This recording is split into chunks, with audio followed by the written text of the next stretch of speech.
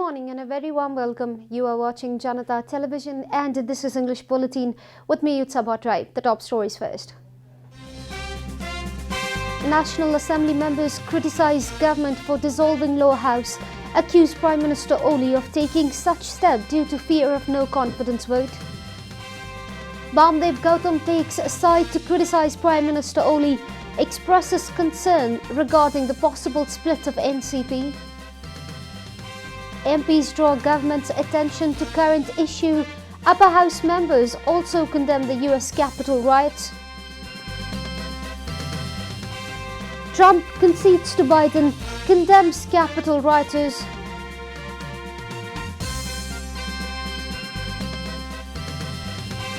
And Aston Villa players and staff test positive for COVID-19.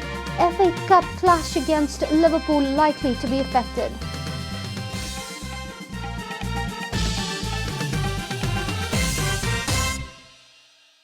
And now the news in detail. Majority of Upper House members have condemned the government's decision to dissolve the House of Representatives. The National Assembly members accused Prime Minister KP Sharma Oli of dissolving the Law House, fearing vote of no confidence from within his own party. Speaking at the special hour of the National Assembly meeting yesterday, Upper House member Ramnaran Bidari termed the dissolution of Law House as an attack on established system. Lawmaker Mrigendra Kumar Singh Yadav, who represents Janata Samajwadi Party in the Upper House, said that the government's decision to dissolve the Law House was unconstitutional. Similarly, Nepali Congress lawmaker Ramesh Chand Rai Maji said that Prime Minister Oli was trying to act like Hitler.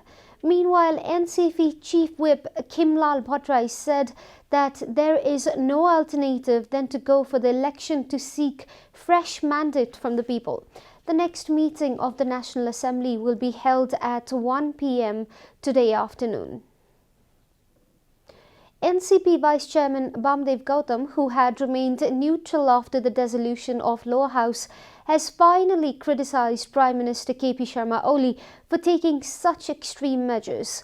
Speaking yesterday for the first time after being appointed an Upper House member, Gautam also expressed his concern regarding the possible split of the ruling party. Leader Gautam said he would have tendered his resignation if he was in the place of Prime Minister Oli. If the party had proposed no confidence motion against him, Gautam said Prime Minister would have stepped down before the motion was registered. Gautam further said that NCP is on the verge of splitting and he was saddened by the latest development. According to Gautam, he had initially said the move to dissolve the Law House was unconstitutional. However, he refrained to comment on the matter as it is currently a subjudice case. He added that Prime Minister Oli did not consult with him while dissolving the Law House. Members of the National Assembly has drawn the attention of the government regarding contemporary social issues. MPs have drawn the government's attention on issues such as dissolution of the parliament, relocation of flood victims in Kalikot district and payment of sugarcane farmers. Speaking at the 0 hour of the National Assembly meeting held yesterday, MP Udaya Sharma from Nepal Communist Party alleged the government of attempting to revive King Mahendra's step of 15 December 1960. Dissolving the Law House due to internal conflict within the party has been extremely catastrophic, MP Sharma said. Another MP from NCP, Jeevan Buda, reminded that more than 1,100 citizens have been displaced due to the deadly flood that occurred in Kalikot last August. The citizens have not been relocated and have been suffering in harsh winter, MP Buda lamented.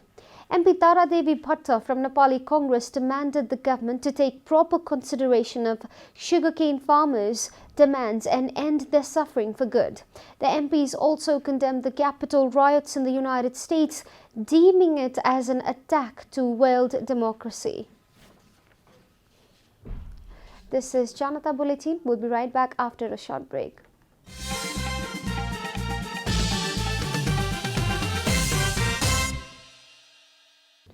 Welcome back after the break. We continue with other national news. Coronavirus has claimed 4 more lives in the country, taking the death toll to 1,903. The government yesterday confirmed 412 new cases of coronavirus across the country. Following the latest round of tests, the total cases of coronavirus in the country have climbed to 263,605, while the number of active cases has dropped to 5,058. According to the Ministry of Health and Population, altogether 256,644 infected persons have recovered from the disease in the country so far. Nepal is currently among the top 41 countries that have been most affected by the pandemic. The US tops the list with 22.1 million confirmed cases, followed by India with 10.41 million cases. Coronavirus has infected more than 88.45 million people across the world and claimed 1.9 million lives. In other news, senior leader of Janata Samajwadi Nepal Party has stated that a restoration of the lower house is not a permanent solution to the nation's political crisis. Speaking at a program organized in the valley yesterday, Mahato opined that the only solution is to work to create a multinational state. Leader Mahato also stressed on the need to amend the constitution. राज्य हो यो बहुराष्ट्रिय राज्यको रूपमा यसलाई परिणत गर्नुपर्छ नत्र सातवटा संविधान बनायो व्यवस्थामा गणतन्त्र ल्यायो तर के रे संविधान र व्यवस्था परिवर्तन गरेर मात्रै भएन विचार र चिन्तन पनि परिवर्तन हुनुपर्छ व्यवहार पनि परिवर्तन हुनुपर्यो. Leader Mahato affirmed that his party stands against Prime Minister KP Sharma Oli's decision to dissolve the lower house but is also ready for the midterm election. And now, the news from Economic Front.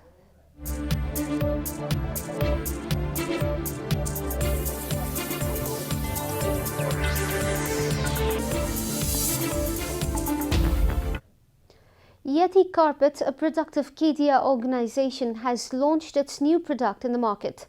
The product will be available in different colors and designs, the company informed. Yeti Carpet has been manufactured using German technology and therefore quality of the carpet is assured, the marketing team of the company informed. Yeti Carpet will be the perfect finishing touch for Nepali homes, chairman of Kedia organization Anil Kedia said. Yeti Carpet has been introducing its product in Nepali market since the last 30 years. We'll be taking a short break here at Janata Bulletin. Stay tuned for international and sports news.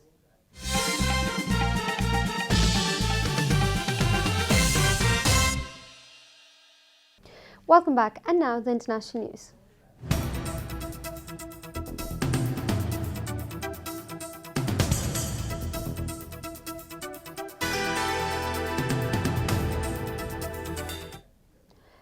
As the threat of a second impeachment loomed, US President Donald Trump acknowledged yesterday that Joe Biden will be the next US president. According to Reuters, the announcement came a day after his supporters stormed the US Capitol in a stunning assault on American democracy as Congress was certifying Biden's victory. Trump, as recently as Thursday morning, had continued to claim falsely that the election had been stolen from him.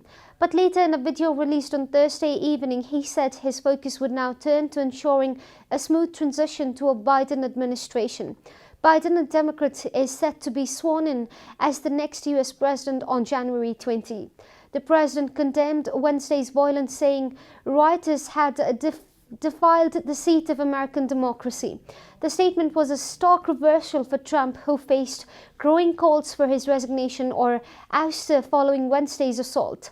The top Democrats called on Vice President Mike Pence and Trump's cabinet to use the U.S. Constitution to remove Trump for his incitement of insurrection.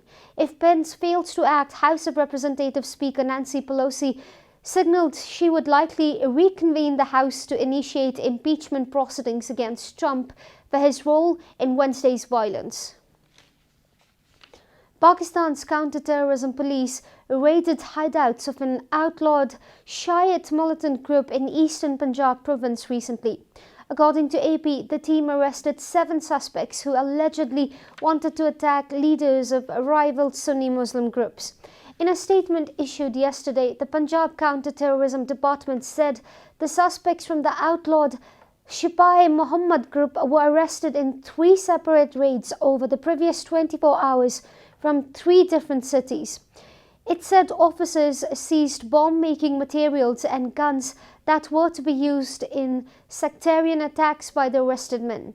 The suspects were being directed by militant leader Mahmoud Iqbal, who was hiding in a neighboring country, officials said. Authorities did not name the country, but officials have previously blamed Iran for backing Shiite militants. Pakistani security forces often make such arrests, but the latest ones come just after Sunni militants killed 11 Shiite coal miners they had abducted from southwestern Balochistan. You are watching Janata Bulletin, and now the latest from the world of sports.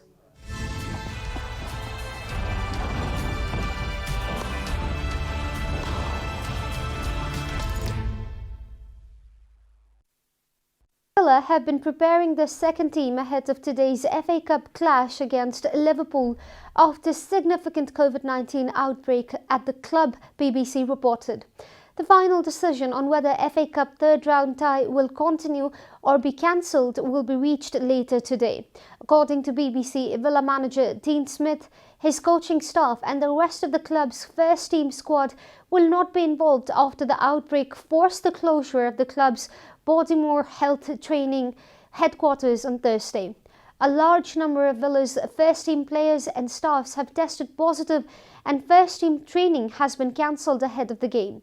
Mark Delaney, Villa's under-23 coach, is scheduled to take charge in the absence of Smith and his backroom staff. He will be accompanied by a doctor, a physiotherapist and kit staff game. The meeting between informed Villa and Liverpool is one of the most attractive ties of the third round, even if both managers were set to field unfamiliar lineups. We are at the end of Janata Bulletin, and the headlines once again. National Assembly members criticise government for dissolving Law House, accuse Prime Minister Oli of taking such steps due to fear of no confidence vote. Bamdev Gautam takes side to criticise Prime Minister Oli, expresses concerns regarding the possible split of NCP. MPs draw government's attention to current issues. Upper House members also condemn US Capitol riots.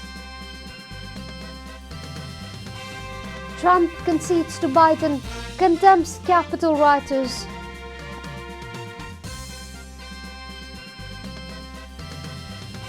And Aston Villa players and staff test positive for COVID-19. FA Cup clash against Liverpool likely to be affected.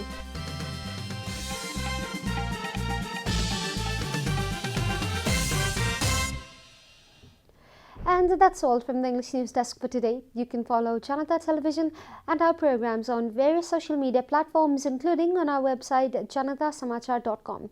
Keep watching Janata Television. Namaste.